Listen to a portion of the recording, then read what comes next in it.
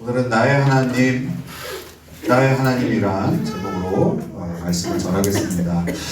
다니엘서를 좀 마치고요.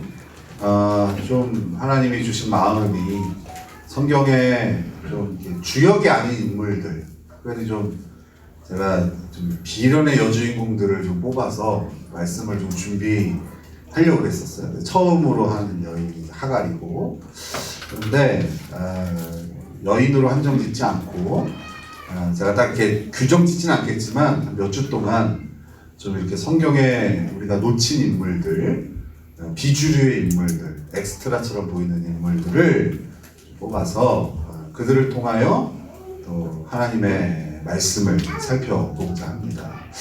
오늘은 첫 번째 주인공으로 하갈이라는 여인입니다. 자, 여러분 하갈이라는 이름을 들어봤습니까? 아주 유명하지도 않고 그렇다고 아주 무명이지도 않은 여인의 이름이죠. 이 하갈이라는 여인과 함께 등장하는, 하갈이 등장하는 그게 주인공이 누구죠? 맞아요. 아브라함과 사라. 그죠? 그 아브라함과 사라와 함께 나오는, 주연은 아니지만 아주 비중 있는 조연으로 등장하는 여인이 이 하갈이라는 여인입니다. 자, 여러분이 하갈이라는 여인에 대해서 조금 더 우리가 살펴보고자 합니다. 이 하갈은요, 애굽 출신의 여인이에요. 이집트 출신의 여인입니다.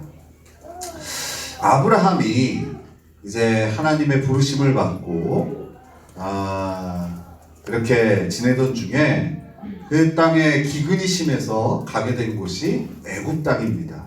창세기 13장의 이야기인데요. 그 애굽으로 갔는데 거기서 아내인 사라를 빼앗길 위기에 처하게 됩니다. 그 애굽 왕 바로가 사라를 보고 반합니다. 이때 사라의 나이가 한 70 가까이 나이거든요. 그래서 이게 성경에 몇 개의 미스테리예요. 어떻게 그럴 수 있느냐. 이 다 노인이 된 이 사라를 보고 두 번이나 그러거든요. 나중에 또 아비멜렉이라는 왕이 또 이 사라에게 반해서 아내로 삼으려고 한단 말이에요.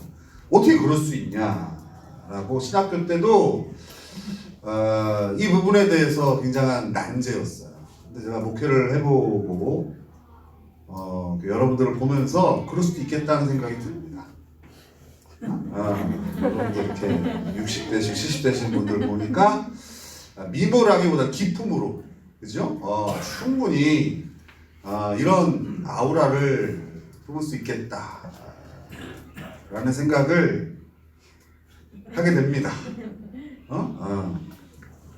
어쨌든 이 바로가 사라의 미모가 됐던, 기품이 됐던 그것에 반해서 사라를 아내로 맞이하려고 하고, 아브라함은 목숨이 빼앗길까 두려워 사라를 자신의 누이라고 소개하죠. 물론 틀린 얘기는 아니었어요. 사촌 누이 정도 되어지는 사라와 결혼을 한 거니까. 하지만 명백한 신분은 아내죠, 그죠? 그래서 그렇게 아내를 빼앗깁니다. 그 빼앗기고선 그 바로가 아브라함에게 내어줍니다. 혼수품 같은 거죠. 혼수품 같은 걸로 이제 아내를 자기가 이제 데리고 오니까 그 아브라함에게 혼수품을 주는데, 거기에 양과 소와 나귀와 낙타를 내주면서 함께 노비를 내어줍니다. 노비를. 아마 이때 10대 정도 소녀된 하갈이 이 아브라함 집안의 종이 된 것으로 추측이 되어집니다. 그래서 이 애굽 사람인 하갈이 이 아브라함의 종으로 이렇게 들어왔을 것이다, 이렇게 볼 수 있습니다. 이 소녀 하갈은요, 그 아브라함의 아내인 사라의 종이 되어서 말도 제대로 통하지 않는 이방인을 섬기게 되죠. 고향 땅에 떠나서. 그러던 중 하갈에게는 인생의 큰 전환점이 되어지는 사건을 맞이하게 됩니다. 자신의 주인인 사라가요, 자신을 아브라함과 동침하게 한 거예요. 왜 그랬을까요? 이들 부부는 자식이 없었잖아요. 그죠? 아브라함과 사라는 불임 가정이었단 말이에요. 그런데 이들이 하나님의 약속을 받았지만 아무리 기다려도 한 10여 년이 지나도 아무 소식이 없으니까 이들이 하나님의 뜻을 한번 머리로 계산을 해본 거예요. 그래, 꼭 사라일 필요는 없잖아. 아브라함의 씨면 되는 거지. 해서 그 사라가 하갈을, 사라의 아이디어거든요. 그 아브라함에게 넣어주는 거예요. 우리가 흔히 표현하는 씨바지의 역할을 이 하갈이란 여인이 하게 된 거예요. 그렇게 하갈은요, 주인의 아들을 임신하게 됩니다. 그리고 그 유명한 이스마엘이라는 아들을 출산하게 됩니다. 너무나도 드라마틱한 신분의 변화가 펼쳐진 것이죠. 비록 여전히 종의 신분이에요, 이 하갈은. 하지만 주인의 아들을 낳아주었잖아요. 종이지만 주인의 아들을 낳아줬어요. 그러니까 나이 많은 아브라함과 사라가 죽으면 그 주인의 재산은 누구께 되는 거예요? 자기 아들께 되는 거죠. 그렇죠? 그 이스마엘 것이 되는 거예요. 그러니까 사실은 한 여인의 인생으로 봤을 때에는 참 좀 이렇게 안 좋은 거죠. 안 좋은 거지만 그래도 그 종의 신분에서 갑자기 주인의 신분이 격상되는 거죠. 그런데 이런 기쁨이 얼마 가지 않아서 청천벽력의 소식이 들려와요. 나이가 많아서 임신이 불가능하다던 그 자신의 주인 사라가요, 배가 불러오기 시작하는 거예요. 배가 불러오는 거예요. 90세가 다 된 여인이 임신을 한 거예요. 이 놀라운 사실보다 하갈에게 더 기막힌 사실이 뭐겠어요? 이제 더 이상 자신과 자신의 아들은 이 집안에서 필요 없는 존재가 된 거예요. 그렇잖아요. 이 하갈은 이 집안의 대를 잇기 위해서 필요한 존재였어요. 그런데 아니 본 부인이, 그 주인의 아내가 아이를 가졌어요. 아들을 가졌어요. 그럼 더 이상 이 하갈이란 여인, 그리고 이 이스마엘이란 아들은 이 집안에서 필요 없는 존재, 더 정확한 표현은 없어져야 될 존재가 된 거죠. 자, 여기까지 따라오셨습니까? 결국 하갈의 아들 이스마엘이 그 이복 동생, 그 아브라함과 사라가 아들을 낳는데 그 아들이 이삭이거든요. 이삭, 그죠? 그러니까 이 이스마엘에게는 이삭이 이복 동생인 거죠. 그 이스마엘이 그 이삭을 희롱하는 일이 발생을 합니다. 그 일로 인하여 이 하갈과 이스마엘이 이 집안에서 쫓겨나게 되는 것이죠. 근데 여러분, 이 당시에 사회에서는요, 종을 쫓아낼 때 그래도 이 종이 그래도 먹고 살게끔 그렇게 한몫을 띄워줍니다. 그런데 오늘 아브라함과 사라는요, 그 하갈과 이스마엘을 쫓아낼 때에 떡 몇 조각과 물 그 한 가죽 부대만 딱 넣어서 내쫓아버립니다. 이게 무슨 얘기겠어요? 말 그대로 객사라는 것이죠. 그죠? 그냥 집 내보내서 그냥 한 끼 먹고 이거 떨어지면 먹을 것을 찾을 수 없는 그 광야에서 굶어 죽으라는 얘기. 얼마나 기가 막힌 처사입니까? 이게 지금 하갈이 맞이할 현실이에요. 여러분, 우리는 항상 아브라함과 사라가 주인공이 된 이야기를 봤단 말이에요. 성경을 읽을 때 창세기의 주인공은 누가 뭐라고 해도 아브라함과 사라예요.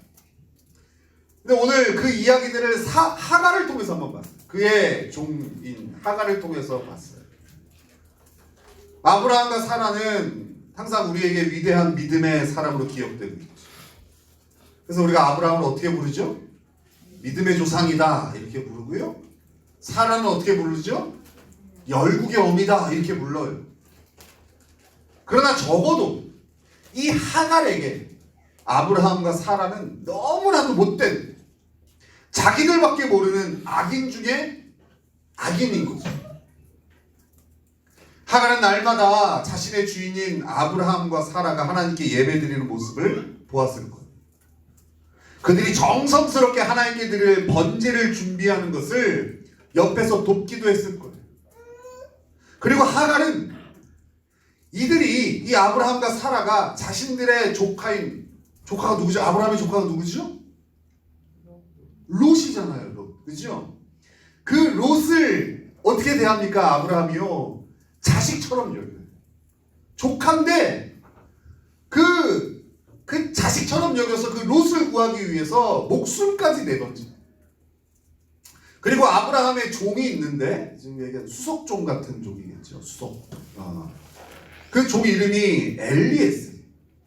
이 엘리에셀에게 자식이 없는 아브라함이 자신의 상속자로 그를 세우려고 할 정도로 그렇게 다른 사람에게 친절하고 다른 사람에게 온화하고 다른 사람에게 관대한 그 주인의 모습을 봤단 말이에요. 게다가 집에 손님들이 오거든요. 그 손님들이 누구냐면 하나님의 사자들이에요.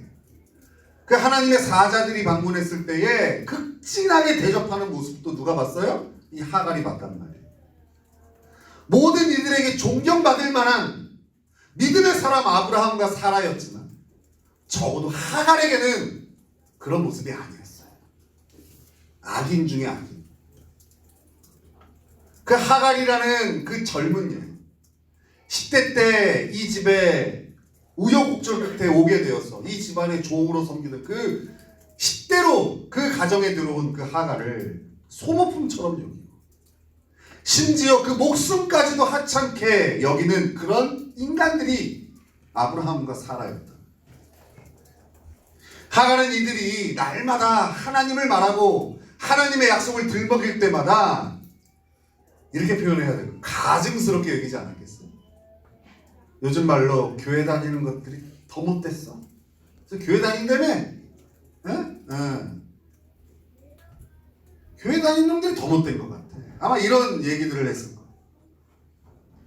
하갈에게 하나님은요 아브라함과 사라를 통해 보게 되는 신이었어요. 하갈에게 하나님은 이렇게 느껴졌어요. 자기들의 백성만을 위하는 편협한 신. 그게 하갈이 경험한 하나님이었어요. 아브라함과 자신들의 주인들을 통해서 만난 하나님은 자기 백성밖에 모르는, 자기 백성 외에는 다 소모품으로 그냥 그 목숨까지도 함부로 사용하는 그런 신, 편협한 신. 그렇게 하갈은 하나님을 이해하고 있었을 겁니다. 여러분, 이 하갈의 눈으로 우리는 지금 아브라함과 사라를 보고 있어요. 아마 오늘날의 수많은 교회 바깥의 사람들이요, 교회 안에 성도들을 바라보는 모습이 이 하갈의 눈이 아닐까 싶습니다. 우리 교회 오신 지 얼마 안 되신 분도요 이렇게 얘기하더라고요. 자기가 교회 오기 전에 오랫동안 교회 다니는 사람들을 부정적으로 여겼어요. 교회 다닌다고 하면 일단은 이렇게 좀 경계를 했대요. 이분이 경험한 교인들은요 자기밖에 모르는 편협한 사람들이 대부분이에요. 맨날 사랑 말하지만 자신이 만난 교회 다니는 사람들은 오히려 사랑이 없는 가증스러운 인간들이었다는 거예요. 그래서 제가 교회 다니는 사람들 그렇게 싫어했는데 제가 교회 다니는 사람이 됐다는 사실이 너무나 기가 막히다는 거예요. 여러분 혹시 그 사건을 기억합니까? 정인이 사건. 전 국민을 마음 아프게 했던. 모르시는 분들을 위해서 잠깐 소개하자면 한 젊은 부부가 있는데요. 이제 자신들의 딸 아이가 하나 있어요. 그리고 한 명의 아이를 입양을 합니다. 8개월 이제 갓 태어난 정인이라는 아이를 이제 입양을 합니다. 근데 이 아이가 8개월이 되었을 때에 이 정인이라는 아이가 죽게 되었죠. 처음에 그냥 사고인 줄 알았는데 사건을 조사해 보니까 입양한 8개월 된 딸을 그 엄마 아빠가 양부모가 학대를 한 거죠. 학대하고 결론적으로는 살해를 한 사건이죠. 근데 여러분 그 정인이의 양부모가 크리스찬입니다. 심지어 그 정인이를 살해한 그 양 엄마의 아버지는 경상도 지역에 꽤 유명한 교회 담임 목사입니다. 그리고 그의 어머니는 그 교회가 운영하는 어린이집의 원장님이었습니다. 이 사건이 터졌을 때 그 가해자 양부모의 주변인들은요, 그들이 그럴 리 없다. 그들은 사랑이 많은 그리스도인이었다라며 인터뷰를 했어요. 실제로 그랬어요. 실제로 그 정인이의 아빠 되는 사람은 기독교 방송국의 CBS에서 일을 했었고, 그리고 그 엄마는 열심히 교회 신앙생활 하면서 교회에서 뭐 주일학교 교사도 하고 또 봉사활동도 많이 다녔어요.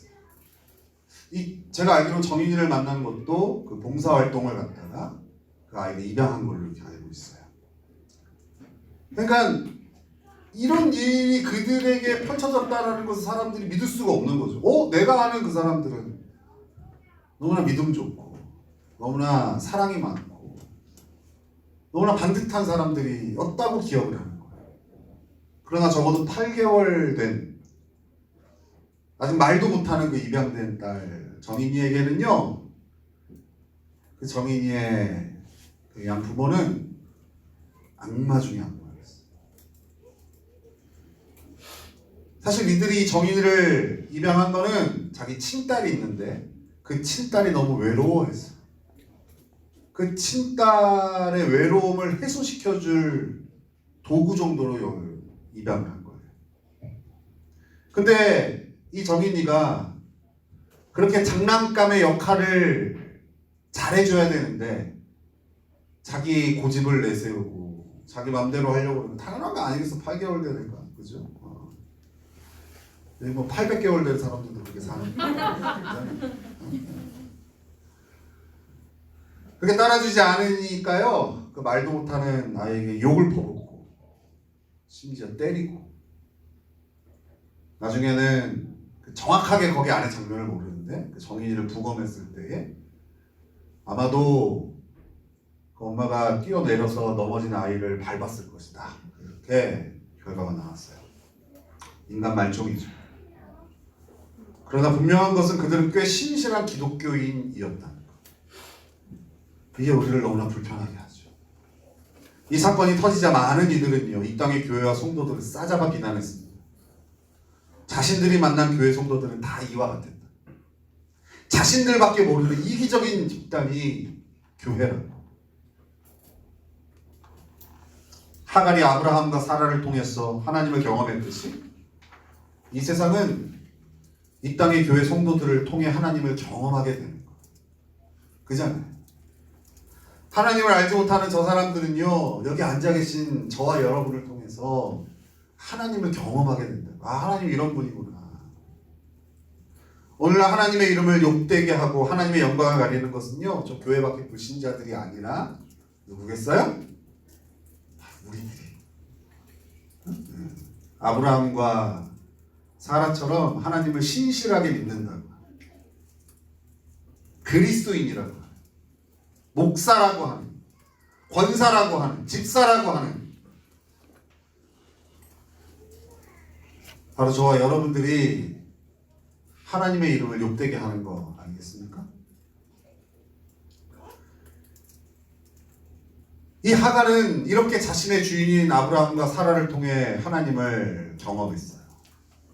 근데 여러분, 하갈이요, 그렇게 누군가를 통해서 간접적으로 만나던 하나님을요, 직접 만나게 돼.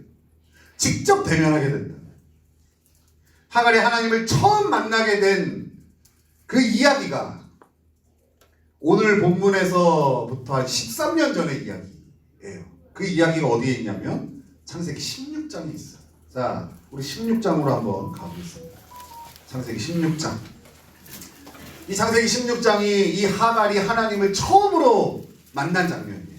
자, 그 중에서도 우리 4절을 같이 읽겠습니다. 먼저 16장 4절을 한번 읽을게요. 시작.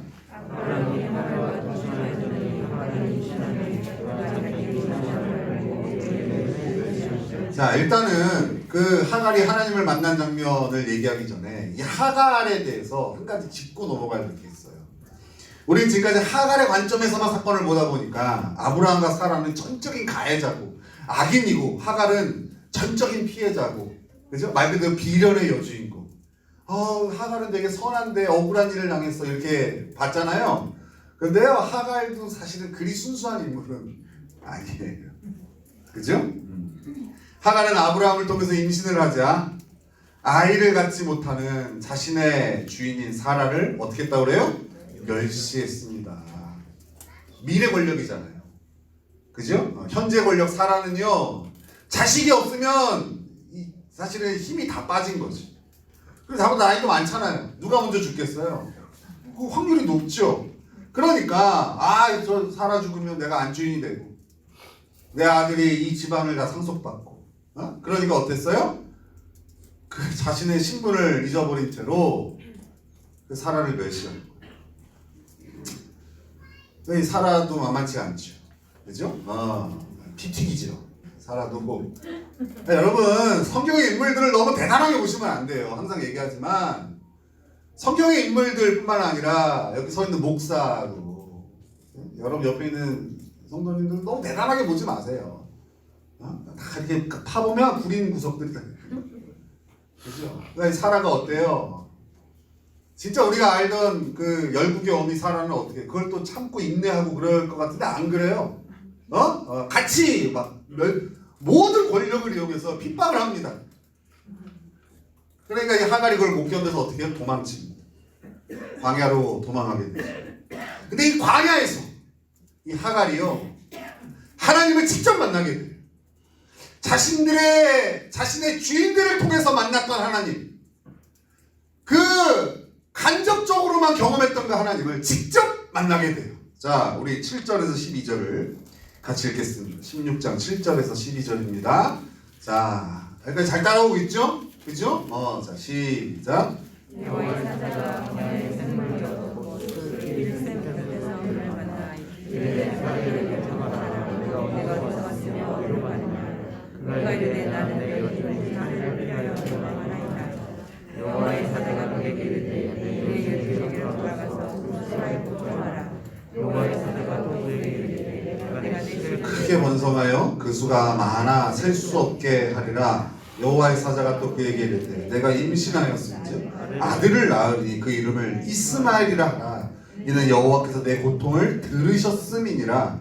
그가 사람 중에 들나귀 같이 내리니 그의 손이 모든 사람을 치겠고 모든 사람의 손이 그를 칠지며 그가 모든 형제와 대항해서 살리라 하니라. 여러분, 하갈에게 하나님은요, 아브라함과 사라만 상대하는 신인 줄 알았어요. 그렇게 고귀하고 뭔가 가지고 있고 뭔가 그래 나보다 뭔가 더 뛰어난 사람들, 그런 사람들의 신인 줄만 알았어요. 그 하나님은 자신의 백성들에게는 한없이 관대하지만 그 외의 사람들은 이름도 모르고 그저 소모품처럼 함부로 대하는 신이 하나님이라고 그는 생각했다고요. 그게 그가 주인들을 통해서 만난 하나님이었어요. 그러나 하갈이 직접 만난 하나님은 그렇지 않았어요. 자신의 주인들의 전유물처럼 여겼던 축복의 약속을 하나님께서 그 미천한 신분의 자기와 자신의 태중에 있는 아들에게도 하시는 거예요. 누가? 그 하나님이. 자기의 주인의 하나님이기만 한 줄 알았던 그 하나님이 나의 하나님이 하다는 것을 이 광야에서 하갈이 처음 경험하게 된 거예요. 자신을 이용해 먹기만 하는 주인을 통해 만난 하나님이 아닌, 자신이 직접 만난 하나님은 자신의 고통과 그 아픔을 공감하시고 자신의 마음을 어루만지시는 그런 하나님이셨다. 이렇게 하나님을 직접 만난 하갈이요, 이렇게 고백을 합니다. 이 고백이 진짜 중요해요. 자, 우리 13절 같이 읽겠습니다. 13절. 자, 여러분들이 지금 하갈이 되어 있어요. 그죠? 완전히 감정이입이 됐어요. 자, 13절 하갈이 되어서 여러분들이 한번 고백하는 거예요. 시작.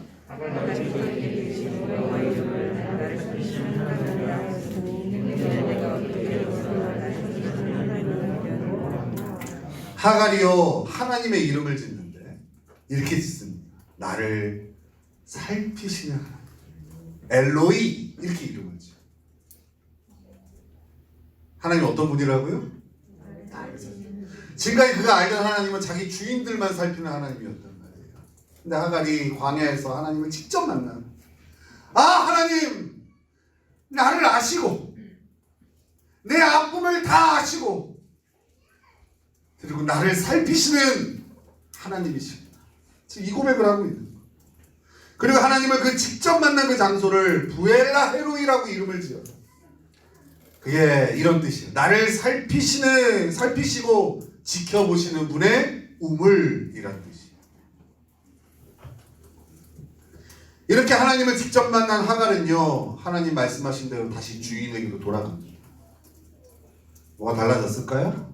아마 이 사라는요, 이 하갈이 꼴보기 싫었겠죠. 아마 계속해서 학대하고 못살게 굴었을 가능성이 큽니다. 그렇게 13년 후에 그 주인된 사라가 아이를 갖자 이 하갈은 이제 자신의 아들과 함께 아무것도 가지지 못한 채로 쫓겨나는 신세가 되는 거예요. 그렇게 비참한 죽음을 맞이하기 직전 그때에 하나님은 다시 한번 이 하갈을 만나주시고, 그것이 바로 오늘 우리가 봤던 창세기 21장의 내용입니다. 우리 21장 다시 와서 17절 18절을 같이 읽겠습니다. 창세기 21장 17절 18절 같이 읽겠습니다. 시작.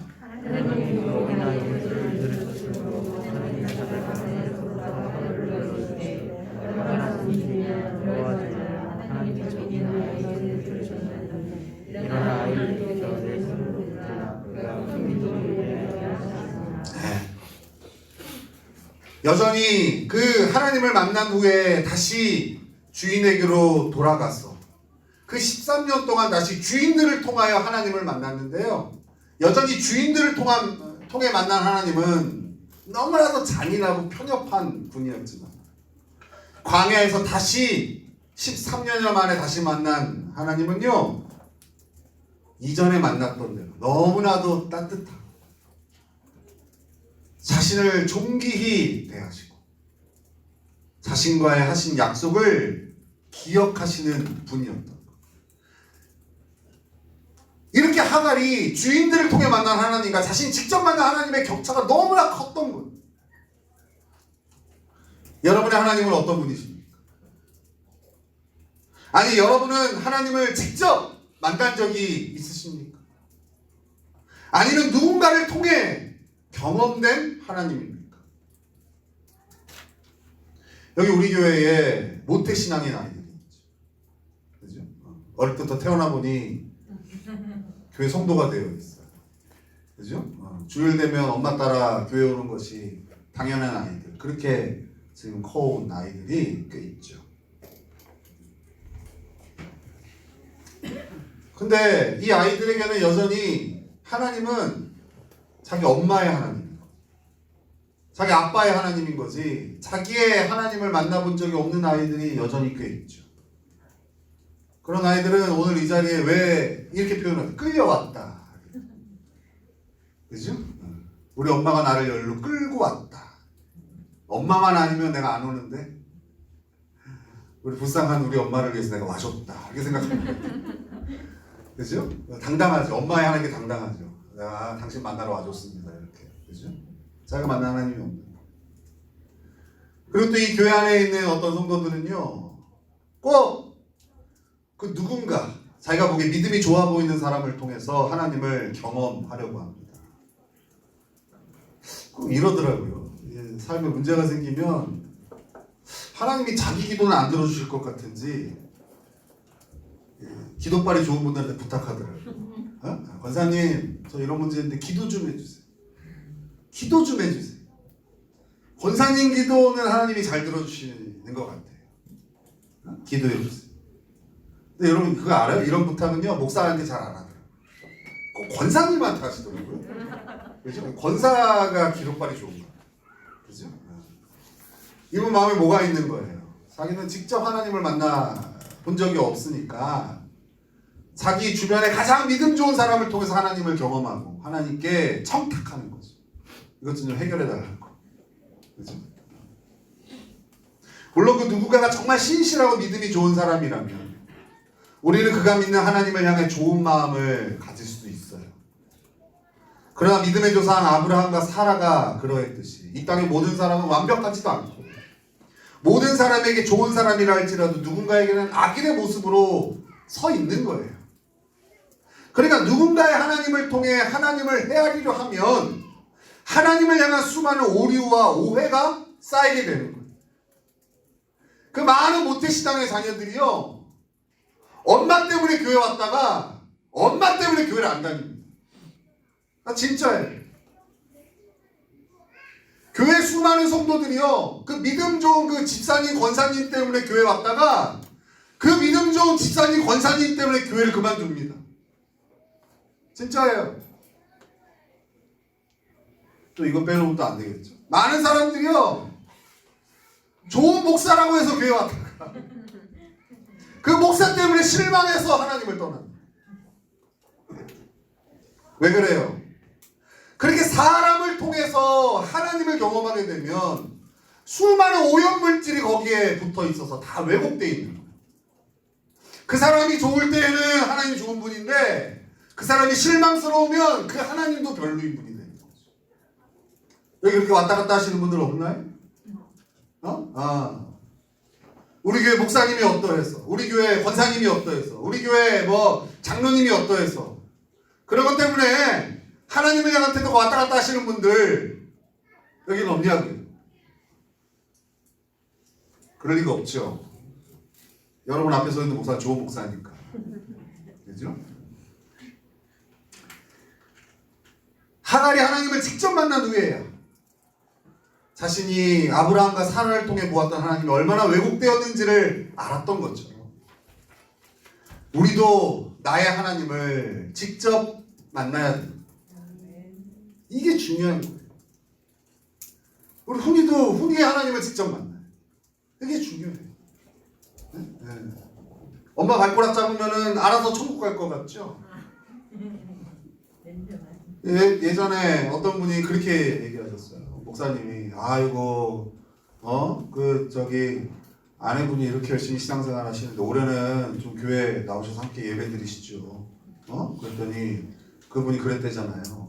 아이고, 목사님 걱정 마시라고. 하나님이 내 장인어른이시라고. 내 아내가 맨날 기도하는데 하나님 아버지 하는데 그분이 내 장인어른인데 사위한테 함부로 하겠냐고. 이런 분들이 많지.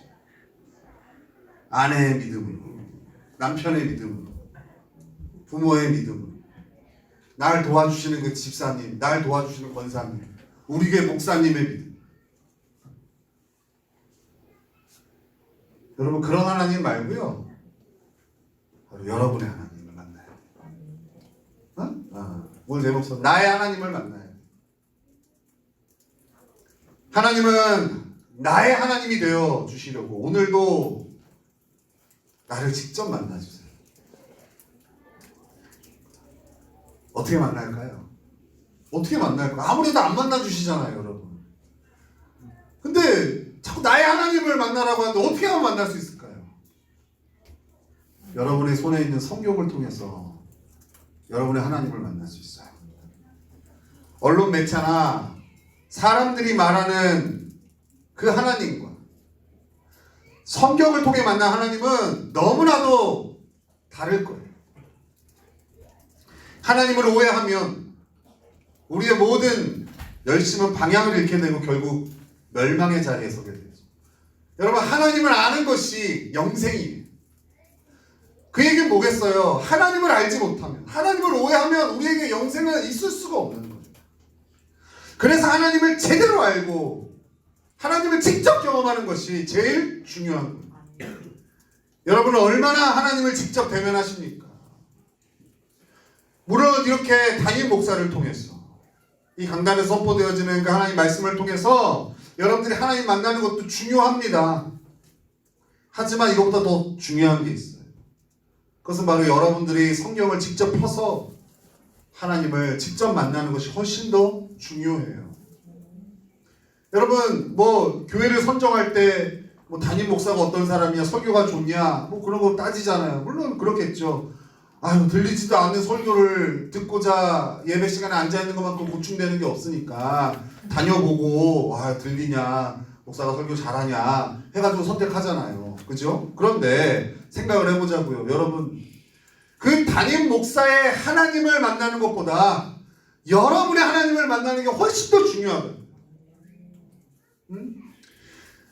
담임 목사의 역할은 여러분을 하나님과 중매자로 세워주는 그 중간에 있는 게 아니에요. 여러분과 하나님이 잘 교제하고 여러분이 하나님을 잘 직접 만날 수 있도록 옆에서 도와주는 역할 정도 하는 것이지, 그 사이에서 중요한 매개자 역할을 하는 게 아니란 말이에요. 혹시 여러분도 하나님을 누군가를 통해, 그 누군가를 통해서만 만나고 있는 거는 아니냐는 거죠. 우리 남편의, 믿음 좋은 남편의 하나님, 믿음 좋은 아내의 하나님, 믿음 좋은 우리 부모님의 하나님. 그렇죠? 이런 하나님도 있지만 또 이런 하나님들도 있잖아요. 못된 직장 상사나 동료의 하나님. 그래서 저는 우리 교회 가끔 여러분의 직장의 동료나 아니면 직장에 여러분 부하 직원이 이렇게 교회 오는 거 보면 되게 존경스러워요. 도대체 어떻게 살았길래 그 직장의 사람을 보고서 교회 올 생각을 했을까? 대부분 그렇게 안 하거든요. 치를 떨거든요. 그죠? 대단한 거. 여러분이 직장에서 정말 맨날 교회 얘기하는 사람, 여러분 그 사람의 하나님을 만나본 적 있어요? 여러분 긍정적인 경우들이 있었나요? 아니면 여러분들은 회사에서 어떤 모습을 보이나요? 하갈이 본 아브라함과 사라와 같은 모습은 아닌가요? 형편없는 삶을 살아가는 우리 목사님이나 성도들의 하나님, 여러분 이런 하나님을 만날 수도 있다고요. 간접적으로만 경험을 하면. 하나님은 여러분들을 직접 만나고 싶어 하세요. 여러분의 하나님이 되시고자 하시는 거예요. 날마다 성경을 펴고 여러분의 하나님이, 나의 하나님이 하시는 말씀에 귀를 기울여야 됩니다. 이 사이에는 어느 누구도 들어갈 수도 없고 대체할 수도 없음을 기억해야 됩니다. 하나님이 여러분의 삶에 기도할 제목을 주신 건 여러분과 교제하기 위해서인 거예요. 그 문제를 통해서 하나님 여러분들을 부르셔서 여러분이 창조된 목적인 하나님과 교제하기 위해서 하나님 그 문제를 주셨는데, 온통 문제 해결에만 관심이 있다 보니 기도빨 좋은 사람 찾아서 그 사람한테 몇 푼 쥐어주면서 기도해달라고, 당신이 기도 하나님 들어주실 거라고, 이런 신앙을 버리시라고요. 그 문제 해결이 되지 않더라도 그 하나님의 음성을 듣고 나를 위하시고 나를 살피시는 그 엘로이 되시는 하나님을 만나면 더 이상 그 문제는 더 이상 문제가 아닌 그런 경험을 하셔야 된다. 여러분 이 찬양이 있잖아요. 세상과 나는 간 곳 없고 구속한 주만 보이도다. 이 찬양 누가 할 수 있어요? 나의 하나님을 만난 사람만이 할 수 있어요. 나와 하나님 사이에 그 수많은 문제도 그 어떤 사람도 있을 수가 없는 거예요. 그게 바른 신앙이고 그게 건강한 신앙인 거예요. 여러분과 하나님 사이의 관계에 담임 목사가 껴가지고 뭐 밤나라 그건 교주지. 하나님이 그렇게 교주로 세운 게 아니란 말이에요. 저 로마 가톨릭이 자꾸 교주 짓하니까 하나님께서 개혁을 시켜서 우리 개신교를 하나님께서 세우신 거 아니겠어요? 근데 오늘날 개신교 목사들이 그 짓거리를 하고 있는 거예요. 교황처럼, 교주처럼. 여러분의 신앙이 담임 목사에 의해서 영향을 받을 수는 있겠지만 그게 결정적인 게 아니라고요. 여러분의 하나님을 만나야 됩니다. 오늘 이 설교도 여러분이 여러분의 하나님을 만나주게 하기 위한 도움인 거죠. 이렇게 여러분들이 창세기부터 요한계시록까지 우리 성경 공부도 하고 말씀을 배우면서 이런 내용이 있구나, 그런 걸 알게 되어지면 여러분들이 성경을 펴서 직접 하나님을 만날 때 얼마나 잘 읽히고 잘 들리고 또 이런 맥락 가운데서 들려주시는 그 배경을 알고 하니까 얼마나 정확하게 주의 음성을 들을 수 있겠어요. 오해하지 않고. 그 정도 역할을 하는 거예요. 그러니 별로인 목사를 만나도 그렇게 큰 상관이 없는 거예요. 왜요? 하나님이 여러분들에게 별로인 목사를 주신 이유가 있겠죠. 여기서 은혜를 받죠. 별로인 목사를 만난 이유가 있는 거예요. 그죠? 별로인 목사를 비난하고 비판하라고 주신 게 아니라 그 별로인 목사를 위해서 기도하다 보면 나의 하나님을 만나요. 그죠?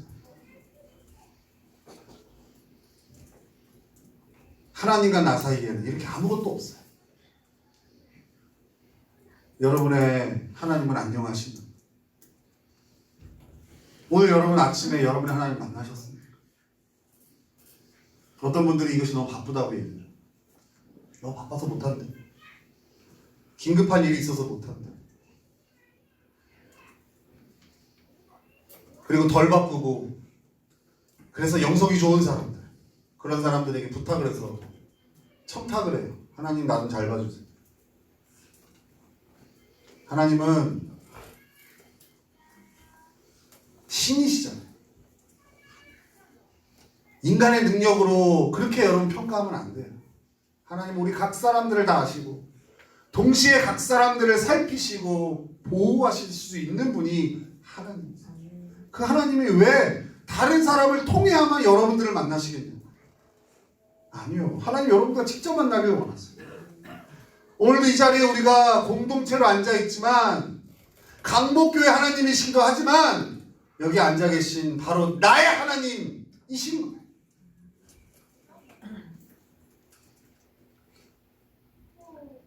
여러분들이 나의 하나님을 날마다 누릴 때 우리는 주님과 함께하는 최고의 축복을 누리게 됩니다. 그래서 이 주님과의 교제를 잘 누려야, 나의 하나님을 풍성히 만나고 누려야 여러분 헛된 복을 구하지 않게 되는 거예요. 그건 아무것도 아닌 거예요. 여전히 문제가 산적해도 이 하나님, 그 엘로이 하나님을 만나면요 이거 아무것도 문제될 게 없어요. 근데 이 엘로이 하나님이 여러분들에게 없으니까 맨날 문제 때문에 내 인생이 망가졌다고 생각하는 거예요. No. 적어도 내가 경험한 하나님은 나에게 가장 좋은 거 주시는 분이었어요. 그 신뢰가 오늘 내 눈에 보기 좋지 않은 것이시라도 불평하지 않고 다시 하나님을 구하게 되는 축복을 누리게 되었어요. 저는 여러분들도 그 나의 하나님 만났으면 좋겠어요. 맨날 이 세상에서 평안한 삶을 구하는 그런 바알과 같은 맘몬과 같은 그런 신으로 하나님을 오해하지 말고 거친 길을 갈 때, 좁은 길을 걸어갈 때 그것이 전혀 문제가 안 되게 하시는, 나를 살피시고 보호하시는 여러분의 하나님을 만나셔야 돼요. 그리고 그 축복을 날마다 누리셔야 됩니다. 이렇게 마치면 여러분들이 그냥 은혜 받고 마음에 도전되고 끝나요. 그리고 아무것도 안 해요. 그래서 제가 여러분들한테 구체적으로 도전을 합니다. 여러분 매일 아침 말씀을 펴세요. 그리고 거기서 들려주시는 주님의 음성을 들으세요. 거창할 필요 없어요. 하나님 오늘 아침에 저에게 그랬거든요. 영원한 것을 바라보라고. 그렇게 말씀하시는 여러분의 하나님의 음성을 들으세요. 너 좀 더 사랑해야 되겠다. 내가 오늘도 너와 함께 할 거야. 그 문제에 내가 책임지겠다. 이렇게 말씀하시는 하나님을 여러분 만나시죠. 언제예요? 하루가 시작할 때. 저는 우리 강복교회 성도들이 강복교회 성도들을 통해서 뭐 큰 교회가 세워지고 교회가 유명해지고 진짜 그거에 대한 욕심이 하나도 없어요. 이건 진짜예요. 욕심이 하나도 없어요. 제 욕심은 여러분들이 하나님과 더 친해졌으면 좋겠어요. 정말 행복한 그리스도인들이 되었으면 좋겠어요. 아니, 그거는 문제 없는 거가 목표가 아니라 수많은 문제가 있어도 항상 풍성하고 행복한 그리스도. 뭐가 좋아요? 그러면 나의 하나님이 계시기 때문에 이렇게 얘기할 수 있어요. 이번에 제가 차를 뽑았거든요. 이번에 제가 집을 샀거든요. 이런 걸로 기뻐하는 그리스도입니다. 여전히 힘들고 어려워도 나와 함께 하시는 그 하나님으로 인하여 행복한 인생. 그게 하나님이 여러분들에게 원하시는 거예요. 여러분 한번 따라해 볼까요? 나의 하나님, 나의 하나님, 엘로이의 하나님. 날마다 이 하나님을 구하고 이 하나님을 만나고 이 하나님과 교제하는 저와 여러분 되시기를 예수님의 이름으로 축원합니다.